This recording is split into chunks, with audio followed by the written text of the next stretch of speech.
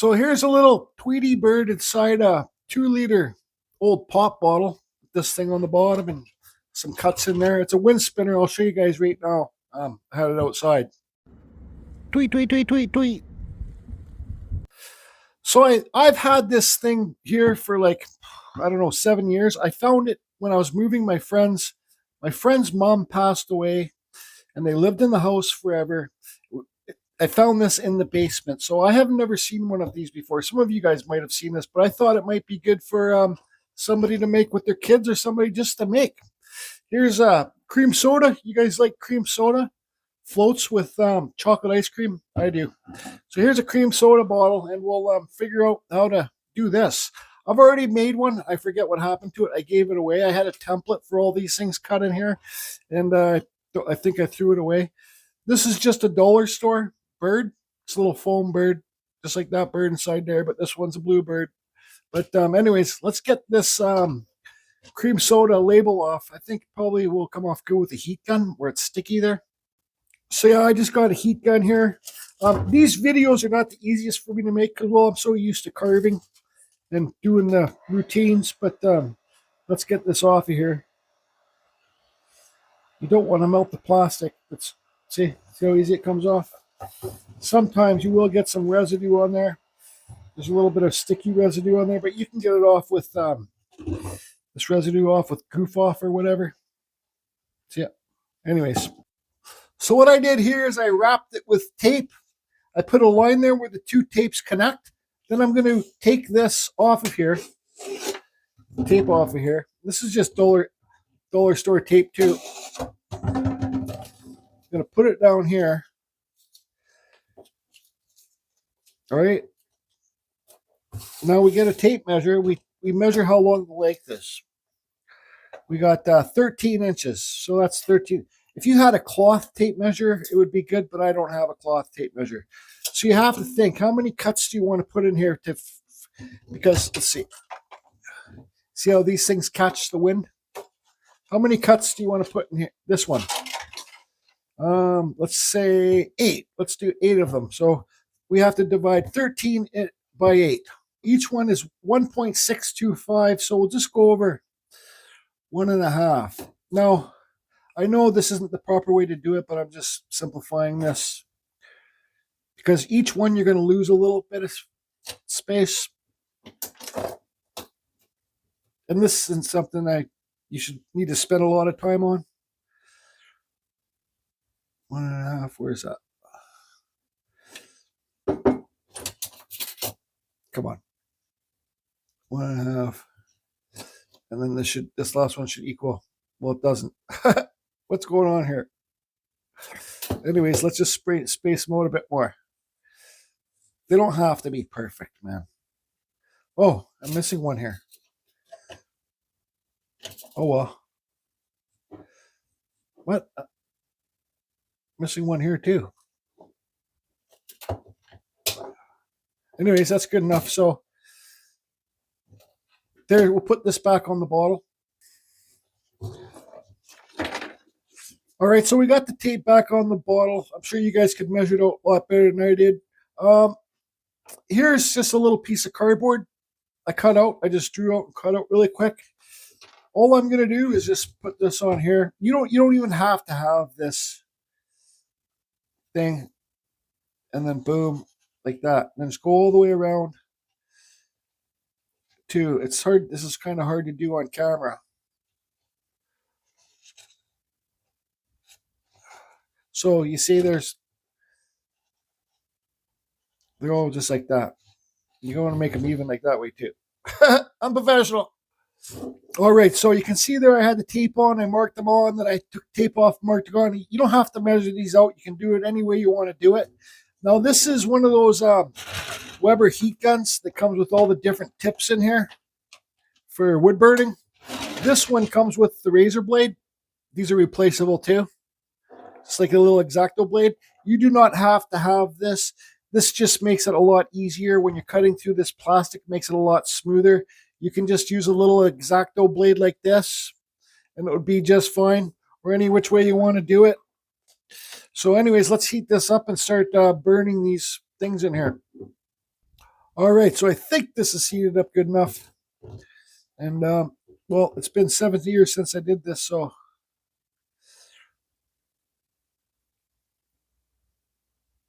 Oops.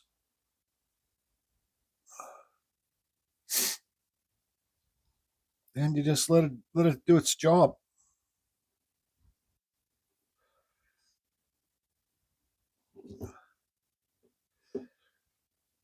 I tried with a normal X-Acto blade before, and it didn't have heat, and it was kind of hard to get smooth cuts. You see how this cuts a lot smoother. I don't know if you guys can see that, but so I'll get these all cut in, and we'll work on the next project, next thing. You know this should actually go on my other channel. What's it called? Wood carving and arts and crafts. I might put this video up there too, because it really isn't. Well, it's not wood carving, but anybody can do this. It's a fun project for maybe grandparents to do with their grandkids, or mom and dad to do with their kids. If your kids are working with knives like this, you should be kind of careful. But other than that, you can maybe even use scissors to cut these things in.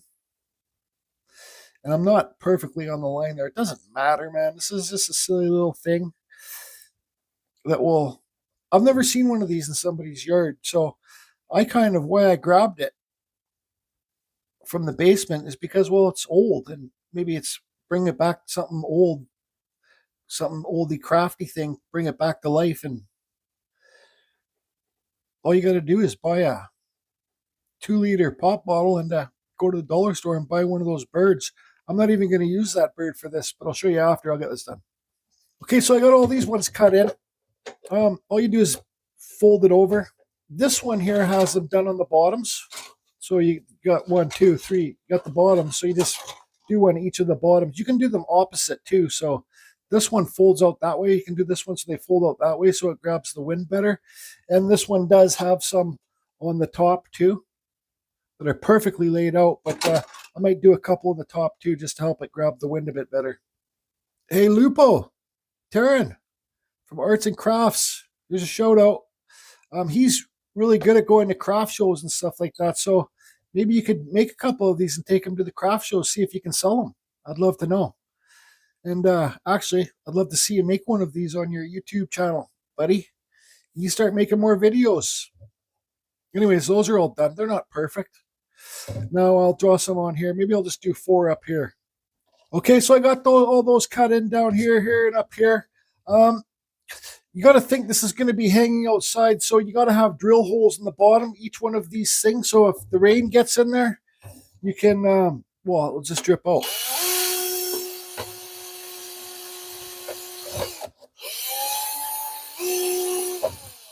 Probably would have been easier to do the drill holes before I did those slot things.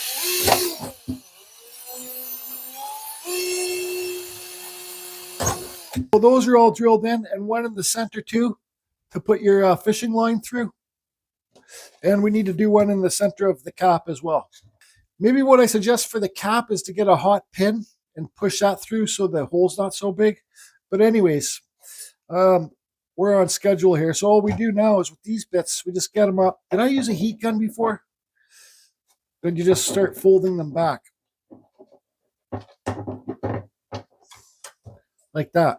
Fold them all back. Now, you got to make sure you make your holes big enough so you can get your bird through here. But I'm not going to use a bird. I'm going to use this. I carved this little gnome, and I got it glued and screwed onto some cottonwood bark here, and I'm going to put that in here. But I don't know if I'm going to be able to get it through these holes. So, yeah, I think it will get through.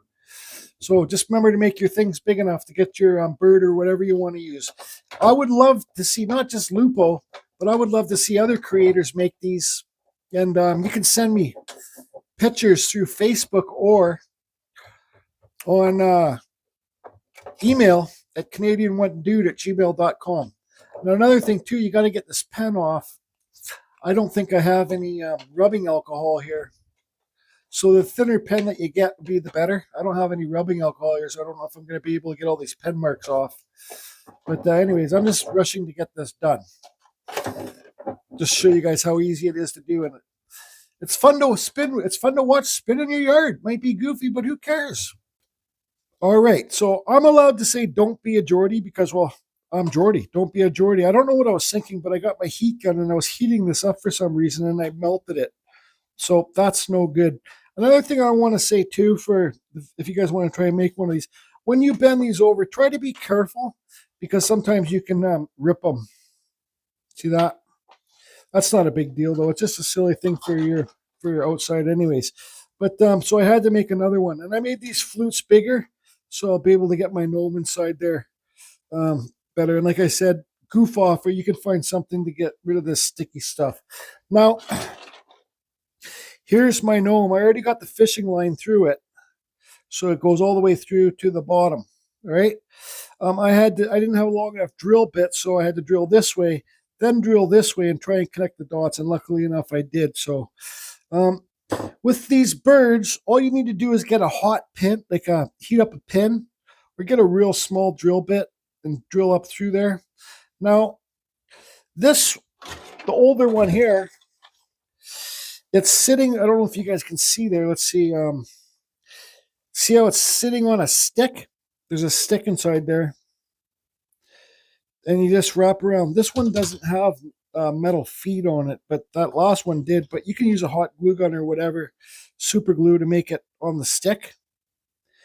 And then you wrap the fishing line around the stick so it holds it in place. I want you to see that stick in there. So see it? But I can't spin it, so see the feet in there wrapped around the stick. But just wrap the fishing line around the stick, give it a knot, and then it will hold it in place. You got to think of, when you're doing this fishing line, where do you want your bird or gnome to sit? So I think this is just basically common sense. Now, the gnome, I have nothing, like the bird has a stick tied around, but I have nothing here to tie it around. So I got these beads, and I got bigger ones too. So I'm going to tie a knot around one of these beads here and make it so the gnome will stop at the little bead. All right. And then give yourself lots of room with the fishing line, because, well, you want to make sure you do it right at the first time, if that makes sense. I don't know if I'm making sense here. So there's the bead, tied a knot in the fishing line, comes through the bead. Boom, there's your gnome on your fishing line. So now we got to get the gnome in there, put the fishing line through the bottom, and put the fishing line through the cap. So here's the first bird one. That's the original. I think it's a lot easier to do if you get yourself a bird. But then again, it's a lot funner to do if you carve something to put in there too.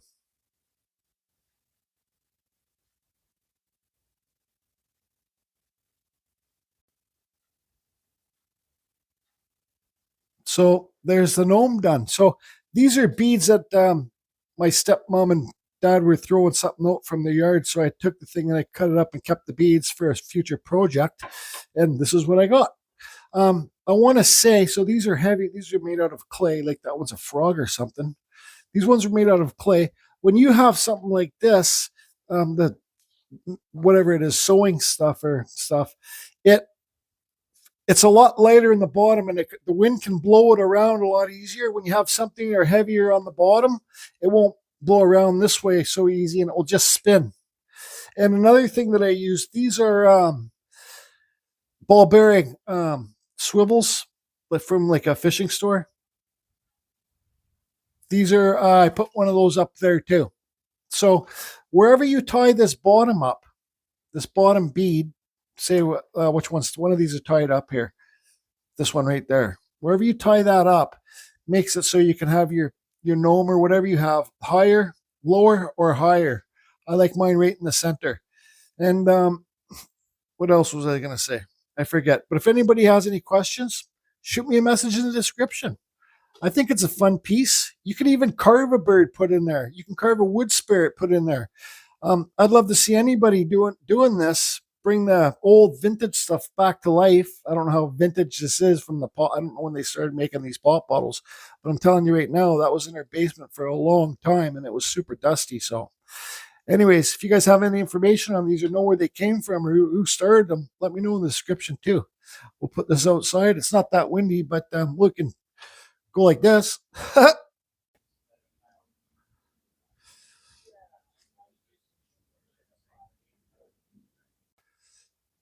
Hey, Big L, I know you'd be good at something like this. I know you like the windy things underneath your trees. That's it, everybody. Have fun, and it's easy to do.